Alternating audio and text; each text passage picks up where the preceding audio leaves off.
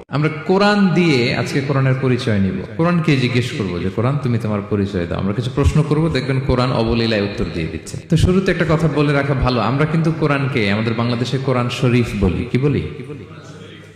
কিন্তু কোরআনে কোথাও কোরআনকে কোরআন শরীফ বলা হয়নি। শরীফ আপনি বলতে পারেন, শরীফ অর্থটা ভালোই, সম্মানিত কোরআন। কোরআন শরীফ মানে সম্মানিত কোরআন।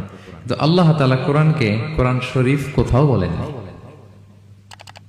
আল্লাহ তাআলা কোরআনকে কোথাও বলেছেন কোরআনে মাজিদ, বাল হুয়া কুরআনুম মাজিদুন ফি লাওহিম মাহফুজ। আমি লাওহে মাহফুজে এই কোরআনে মাজিদকে রেখেছি। লাওহে মাহফুজ 7 আকাশের উপরে। তুলুহু মা বাইনাস সামাই ওয়াল আরদ, আকাশ জমিন যত লম্বা লাওহে মাহফুজ ঠিক তত লম্বা। ওয়া আরদুহু মা বাইনাল মাশরিকি ইলাল মাগরিব, পৃথিবীর প্রাচ্য থেকে পাশ্চাত্য যত দূর, লাওহে মাহফুজ প্রশস্ততার দিক থেকে ঠিক তত দূর। ওহু মিন দুররাতিন বাইদা, সাদা ঝকঝকে ডায়মন্ড দিয়ে আল্লাহ লাওহে মাহফুজকে তৈরি করেছেন।